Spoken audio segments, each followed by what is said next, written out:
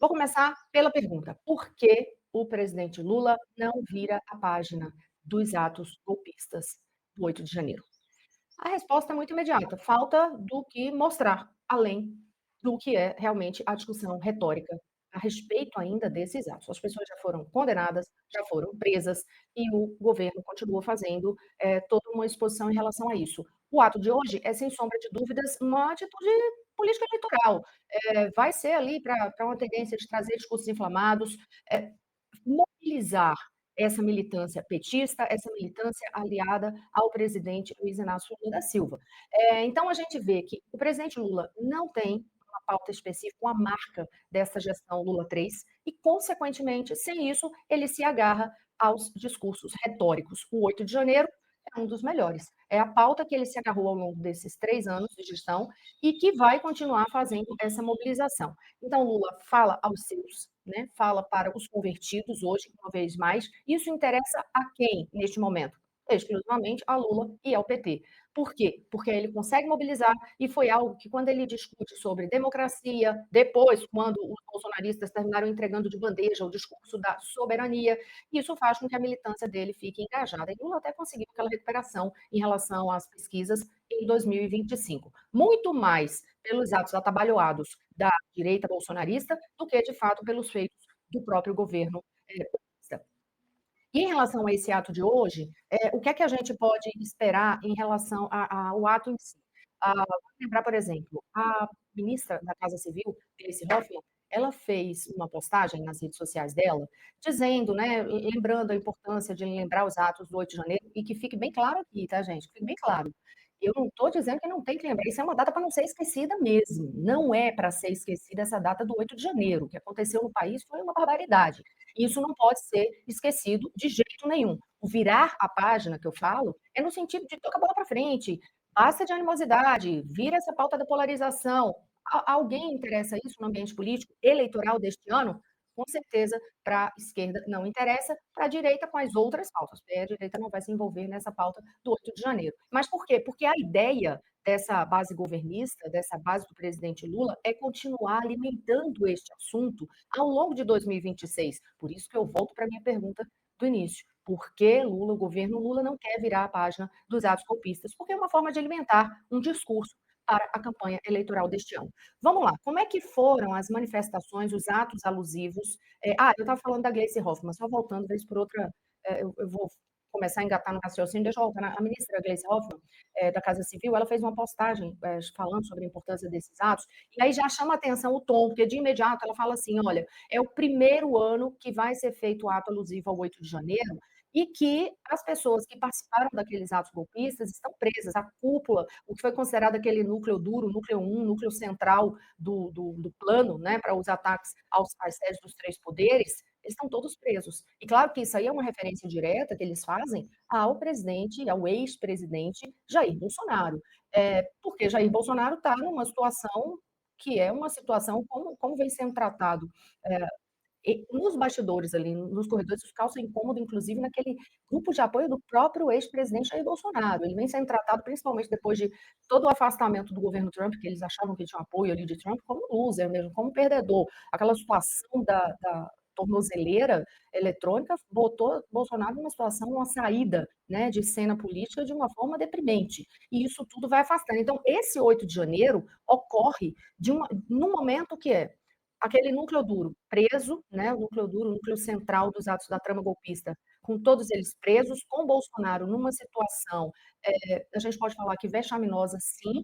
Eu não vou entrar na discussão sobre a questão de saúde dele, isso é uma outra coisa, problemas graves que estão sendo enfrentados ali, mas a situação em si, em relação à força política, a isso é um 8 de janeiro diferente em relação às manifestações anteriores, em alusão a essa data. E aí, consequentemente, isso tende a ter imagem, discurso, uma presença do tom eleitoral para 2026, evidentemente, mais forte. No primeiro ano, pós atos golpistas, em 2024, para a gente lembrar o que é que aconteceu, eu anotei aqui também. Em 2024, Lula fez um discurso super incisivo dizendo que todos os envolvidos, né, tanto na participação direta como no planejamento, eles seriam exemplarmente punidos. Foi a expressão que o presidente Lula utilizou. E aí, quando foi em 2025, que ele já foi ganhando mais uma proporção, em relação ao impacto que isso causa eleitoralmente, né, para o grupo apoiador de Lula, ele desceu a rampa. Não sei se vocês vão lembrar disso. Ele desceu a rampa para falar com as pessoas que estavam fazendo as manifestações contra, né, o ato do 8 de janeiro. E aí ele desceu. Hoje tem uma expectativa, não está confirmado, de ele descer novamente essa rampa, porque também foram convocadas manifestações públicas em relação a esta data. Então, a ver como que vai ser esse discurso. Mas a grande expectativa mesmo gira em torno desta decisão sobre o veto ao projeto de lei da redução das penas dos integrantes dessas manifestações golpistas. Isso é o que vai gerar, é o que gera nesta data especificamente um momento de maior tensão.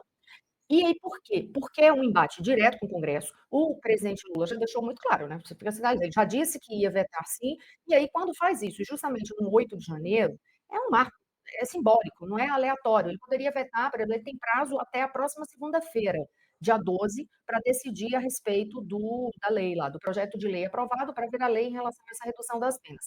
E diga-se, foi todo um trabalho discutido, inclusive com conversas com integrantes do Supremo Tribunal Federal, para ver se, em vez de discutir anistia, que não tinha condições, era um absurdo passar lá na Câmara e no Senado, aí eles simplesmente fizeram simplesmente não, eles fizeram toda essa articulação para fazer um ajuste nas penas em relação aos atos que foram praticados naquele 8 de janeiro de 2023.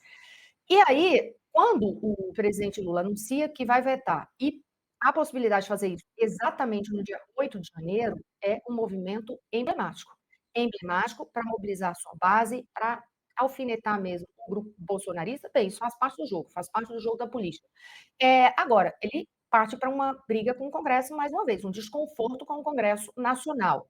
E aí, a gente diz assim, e onde que pode ir esse desconforto? O problema é que o presidente Lula e sua base, né, seu grupo de apoio, eles têm projetos a serem aprovados no Congresso Nacional que são de interesse do Palácio do Planalto. Arrumar mais uma briga com o Davi Alcolumbre e com o Hugo Mota neste momento pode dificultar a relação do governo no retorno dos trabalhos do Congresso Nacional em fevereiro. E quando a gente pensa também sobre essa dificuldade, isso vai depender muito do tom que vai ser dado. Vai ser simplesmente veta? Vocês acreditam que vai ser assim? Bem, tem que esperar para ouvir os discursos hoje e as manifestações dos governistas. Mas a tendência é, claro, ter um tom bem inflamado.